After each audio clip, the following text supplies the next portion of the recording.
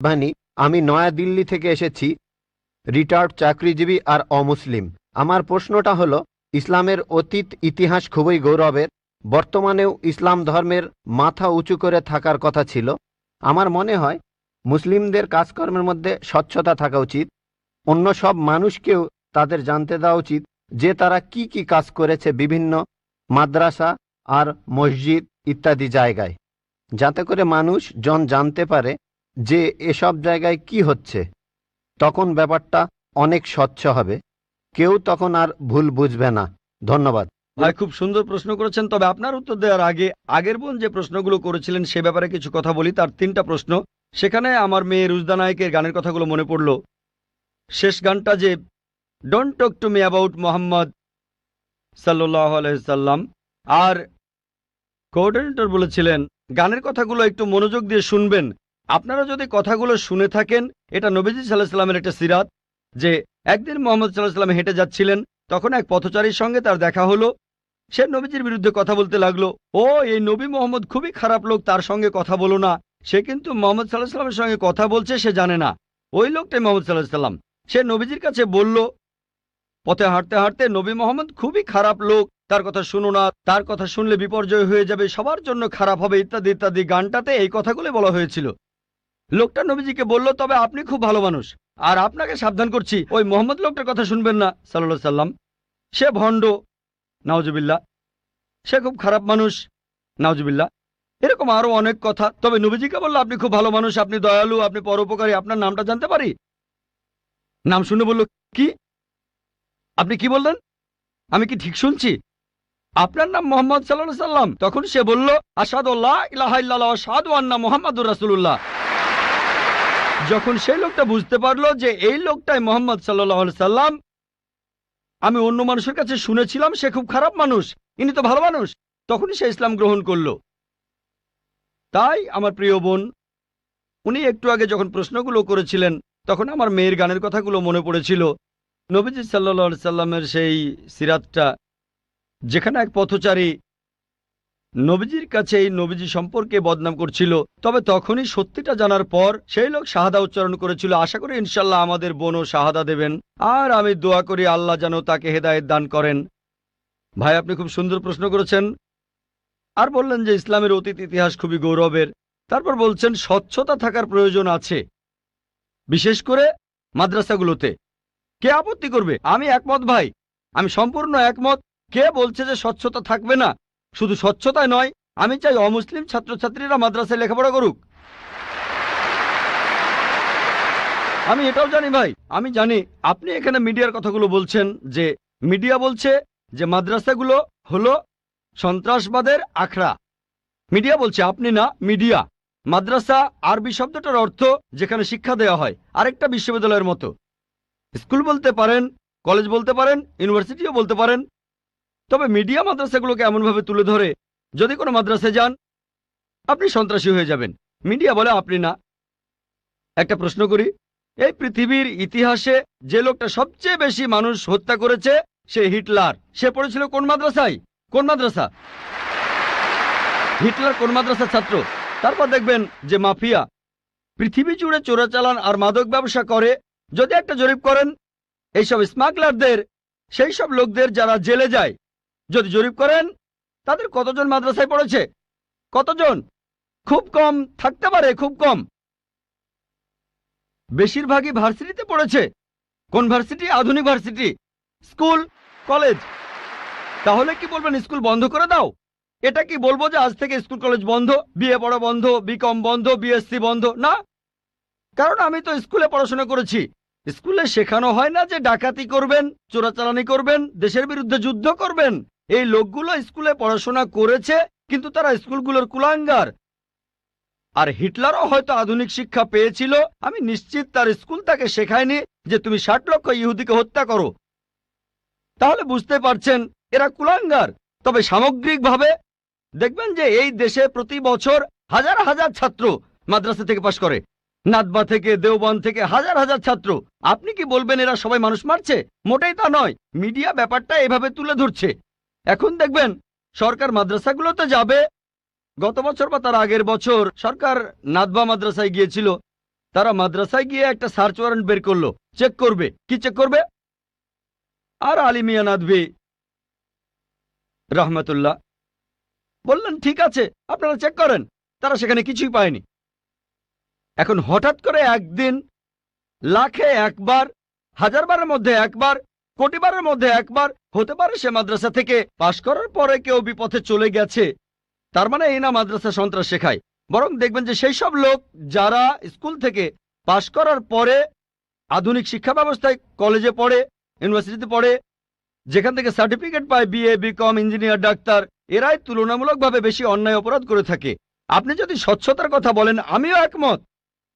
কোন মাদ্রাসায় কথা বলবে না যে আপনারা এখানে চেক করবেন না। আমাদের মাদ্রাসাগুলো উন্মুক্ত, আমাদের স্কুলে আমরা শেখাই মাশাআল্লাহ, বিভিন্ন ধর্মের উপর শিক্ষা দেই। আমার ছাত্ররা আমার স্কুলের, তারা সাধারণ হিন্দুদের চাইতে হিন্দু ধর্ম সম্পর্কে বেশি জানে, খ্রিস্টান ধর্ম সম্পর্কে বেশি জানে সাধারণ খ্রিস্টানদের চাইতে, ইসলাম ধর্ম সম্পর্কে বেশি জানে সাধারণ মুসলিমদের চাইতে। কারণ এখানে সব ধর্মের উপর গুরুত্ব দেওয়া হয়। তাহলে ভাই আপনি যদি স্বচ্ছতার কথা বলেন, আমি একমত, আপনার সঙ্গে আছি। এ কথা আপনাকে কেউ বলবে না, আমাদের পরীক্ষা করতে পারবেন না। আসেন, তবে নিন্দা করবেন না, নেগেটিভ মেন্টালিটি নিয়ে আসবেন না, খোলা মনে আসেন। কে জানে আল্লাহ হয়তো আপনাকে হেদায়েত করবেন, হয়তো সত্যিটা জানতে পারবেন। হ্যাঁ ভাই, আমি এখানে যেটা বলতে চাচ্ছি যে অমুসলিমরা তারা মাদ্রাসায় এসে নিজের চোখে দেখে যাবে। আমি স্বচ্ছতা বলতে এটাই বোঝাতে চেয়েছি, যাতে করে মানুষের মনে কোনো সন্দেহ না থাকে যে মাদ্রাসায় খারাপ কাজ হচ্ছে, সন্ত্রাসী বানানো হচ্ছে। ভাই খুব সুন্দর প্রশ্ন করেছেন। মাদ্রাসাগুলোকে স্বচ্ছ বানাবো যাতে অমুসলিমরা এসে পড়তে পারে। ভাই প্রথমে আমন্ত্রণ জানাচ্ছি আপনাকে, আপনার ছেলে মেয়েদের আইআরএফে আসেন, আমি আপনাকে আমন্ত্রণ জানাচ্ছি। আর ইসলামিক রিসার্চ ফাউন্ডেশনে একটা লাইব্রেরি আছে।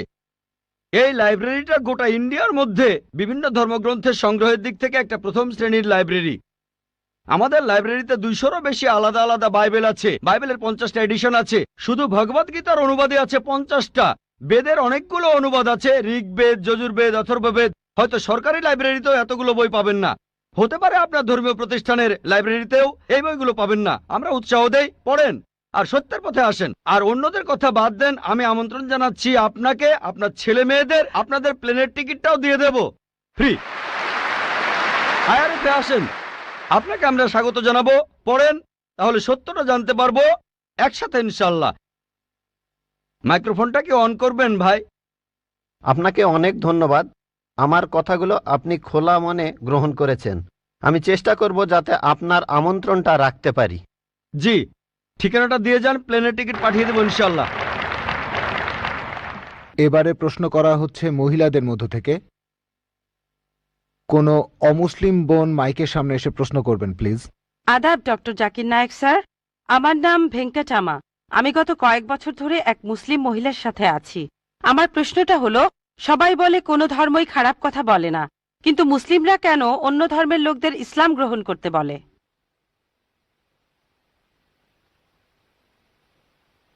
বোন, আপনি বললেন যে আপনি একটা মুসলিম পরিবারের সঙ্গে থাকেন অনেক বছর ধরে।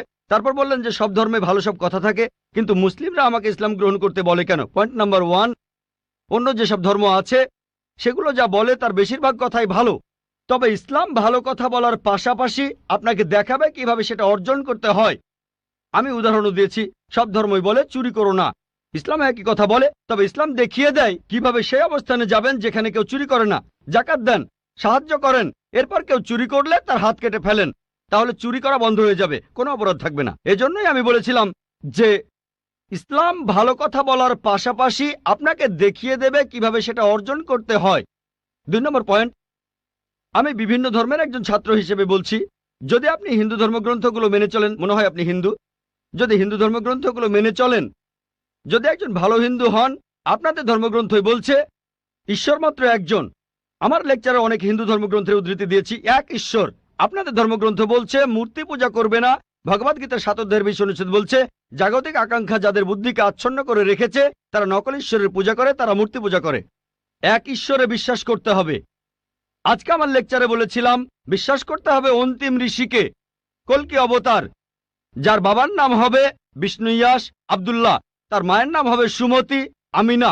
তিনি জন্মগ্রহণ করবেন শাম্বালা নামের গ্রামে মক্কা। তিনি জন্মাবেন শাম্বালা শহরের প্রধানের ঘরে, মক্কার প্রধানের ঘরে।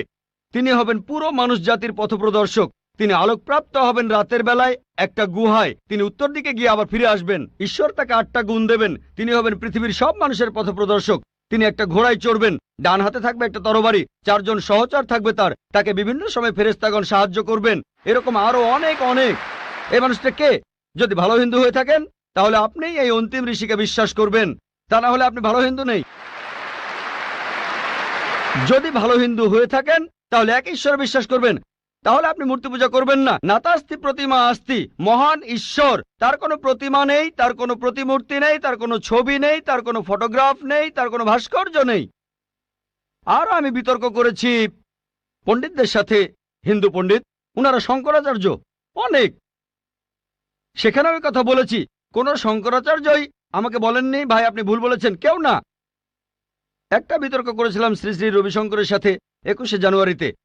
তিনি ইন্ডিয়ায় হিন্দুদের মাঝে খুবই জনপ্রিয় গুরু, আর্ট অব লিভিং।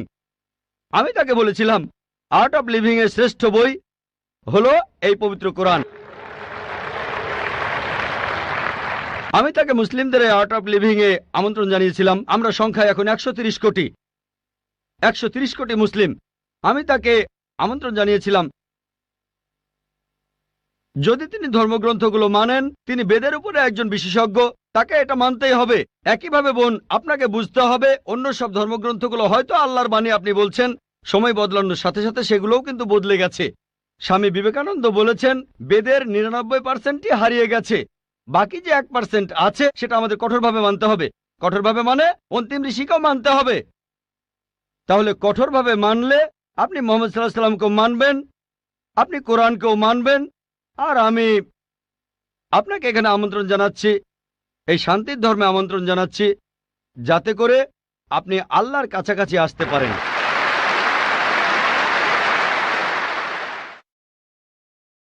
এবারের প্রশ্ন আমার বাম দিকের মাইক থেকে। ইসলাম ধর্মে পাপের সংজ্ঞাটা কি? পাপের প্রকারভেদগুলো কি? আর এই পাপের সাথে হিন্দু আর খ্রিস্টান ধর্মে যে পাপের কথা বলা হয়েছে তার পার্থক্য কি? ধন্যবাদ। ভাই আপনি প্রশ্ন করলেন যে ইসলাম ধর্মে পাপের সংজ্ঞাটা কি, আর হিন্দুইজম বা খ্রিস্টান ধর্মের পাপের সাথে এর পার্থক্যটা কোথায়। এক কথায় পাপ মানে আল্লাহর আদেশগুলো অমান্য করা। আল্লাহ আমাদের নির্দেশ দিয়েছেন, যদি তার বিরুদ্ধে যান সেটাই পাপ। যেমন ধরেন আল্লাহ তাআলা বলেছেন তোমরা প্রার্থনা করো, যদি প্রার্থনা না করেন তাহলে পাপ করছেন। আল্লাহ তাআলা বলেছেন তোমরা মদ খেও না, যদি মদ খান তাহলে পাপ করছেন। তাহলে আল্লাহ তাআলার আদেশ অমান্য করা এক কথায় সেটাই পাপ। আর সব ধর্মে পাপের সংজ্ঞাটা এটাই।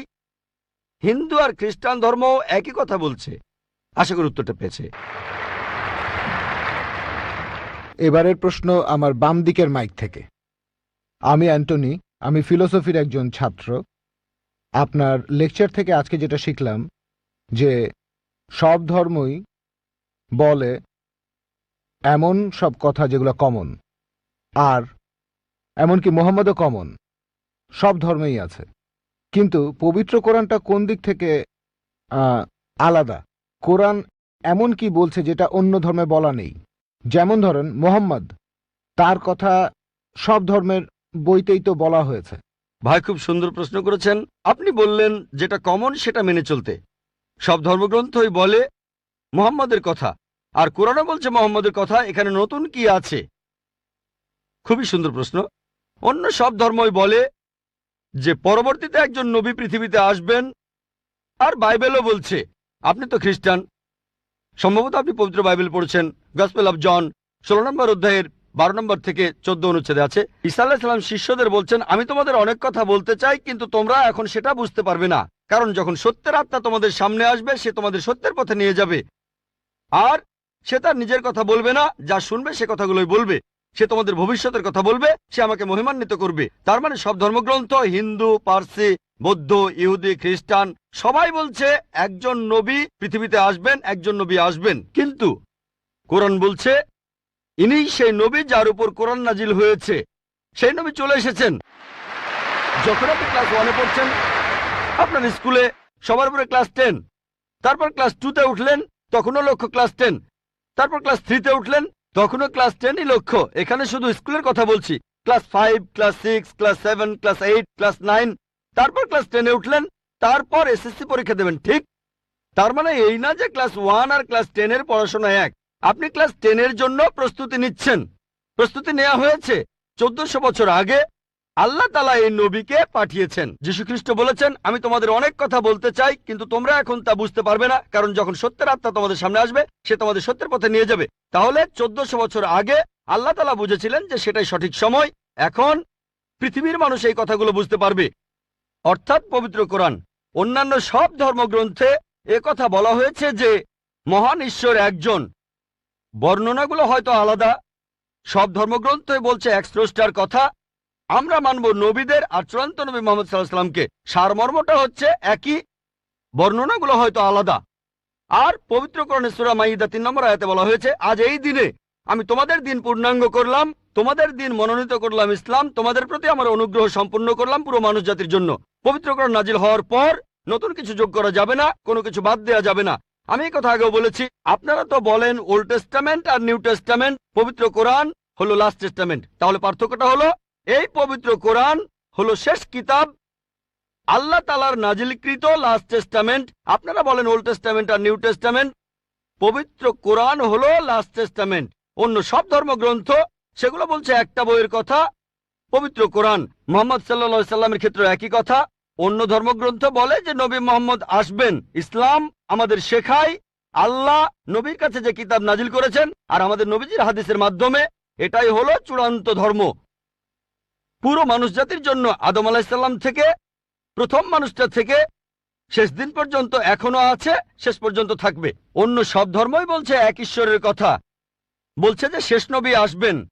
আপনাকে এটা মানতে হবে, এটা মানতে হবে, প্রয়োগ করতে হবে, তাহলে সত্যিকারের খ্রিস্টান হতে পারবেন। সেজন্য আমি বলি, ইসলাম আর খ্রিস্টান ধর্মের সাদৃশ্যের উপর আমি একটা লেকচার দিয়েছিলাম। সেখানে প্রমাণ করেছি যে মুসলিমরা আমরা খ্রিস্টানদের চাইতে অনেক বেশি খ্রিস্টান। খেয়াল করে দেখবেন, আমরা যীশু খ্রিস্টকে সাধারণ খ্রিস্টানদের চাইতে অনেক বেশি মানি। আমার ভিডিও ক্যাসেট দেখতে পারেন, ইসলাম ও খ্রিস্টান ধর্মের সাদৃশ্য। এবারের প্রশ্ন আমার বাম দিকের মাইক থেকে। স্যার, আমার নাম এল রবিশঙ্কর শ্রীধর। আমি বর্তমানে বিইডি কলেজের প্রিন্সিপাল হিসেবে আছি। আমি অন্য ধর্মগ্রন্থগুলো পড়েছি, যেমন বাইবেল, কোরআন, হাদিস ইত্যাদি। এছাড়াও আমি মুসলমানদের নামাজ পড়ার নিয়মও শিখেছি। স্যার, একটা হাদিস বলা আছে, নবীজি সাল্লাল্লাহু আলাইহি সাল্লাম এক সিরিয়ানকে বলেছেন যে ধর্ম বদলানোর দরকার নেই, আর তুমি কালিমাও বলো না, তখন প্রয়োজন ছিল।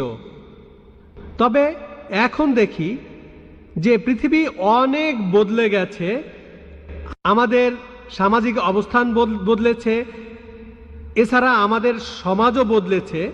আর একটা ব্যাপার জানতে চাচ্ছি, এমন কি কোনো রকম ছাড় দেয়া আছে যদি কেউ ইসলাম পালন করতে চায়? আমরা জানি ইসলাম ধর্মের কিছু ব্যাপার ফিজিক্সের মাধ্যমে প্রমাণ করেছেন বিজ্ঞানী ক্যাপরা আর স্টিফেন হকিং, যেমন সময় আর বিশ্বজগৎ কিভাবে সৃষ্টি হলো। এখন আনাল হক, আমি খোদা, এই টাইপের ধারণার কোনো স্থান আছে? 5 ওয়াক্ত নামাজ পড়লাম, ধর্ম মানলাম, এরপর আমরা অন্য সময় কি বলতে পারি যে আনাল হক? এটা কি মানতে পারি? আর ভাই প্লিজ একবারে একটা প্রশ্ন করেন, হাতে সময় কম, এই প্রশ্নটার উত্তর দেই। প্রশ্ন করার জন্য অনেকে দাঁড়িয়ে আছেন। ভাই আপনি প্রশ্ন করলেন যে তিনি একটা হাদিস জানেন যেখানে নবীজি এক সিরিয়ানকে তার ধর্ম বদলাতে বারণ করলেন। বলেন। যে তুমি বলবে না লা ইলাহা ইল্লাল্লাহ, বাজারের মধ্যে তাকে মারা হতো। ভাই আপনি বললেন যে নবীজি এক লোককে বাজারের মধ্যে লা ইলাহা ইল্লাল্লাহ বলতে বারণ করেছেন, না হলে তাকে মারা হতো। আমি জানি না আপনি কোন হাদিসের কথা বলছেন। একটা হাদিস বলছে জোরে আল্লাহু আকবার বলো না, লা ইলাহা ইল্লাল্লাহ না। এটা বলা হয়েছিল কারণ যুদ্ধের সময় তারা লুকিয়ে আছে আর শত্রু আসছে, তখন জোরে আল্লাহু আকবার বলো না, কারণ তাহলে শত্রুরা টের পেয়ে যাবে। বাজারের মধ্যে না, যুদ্ধের ময়দানে। আরেকটা হাদিস বলছে জোরে বলো যাতে অন্যান্য মুসলিমরা উৎসাহিত হয়, তাই পরিস্থিতির উপর নির্ভর করে। নবীজি একবার বলেছেন যুদ্ধের ময়দানে বলো আল্লাহু আকবার, এতে মুসলিমদের সাহস বাড়বে। কিন্তু অন্য সময়ে যখন লুকিয়ে আছেন তখন জোরে বললে শত্রুরা টের পাবে। তাই এক এক পরিস্থিতিতে এক এক রকম কাজ। আপনার প্রশ্নে আসি, ইসলামের পাশাপাশি অন্যান্য জিনিস মানা যাবে কিনা, যেমন সক্রেটিস বা অন্য কারো কথা বা কোনো বিজ্ঞানীর কথা, এছাড়াও আনাল হক। ইসলামের পাশাপাশি অন্য বিষয়ের ব্যাপারে বলি, যদি সেগুলো কোরআন আর হাদিসের বিরুদ্ধে না যায় কোনো সমস্যা নেই। যদি সেটা কোরআন আর হাদিসের সাথে মিলে যায় সেটা আমাদের মানতে হবে। সেটা হতে পারে যে কোনো বিষয়, হোক বিজ্ঞান, ভূগোল বা ইতিহাস, হোক হিন্দু, ইসলাম, খ্রিস্টান ধর্ম, ইহুদি ধর্ম।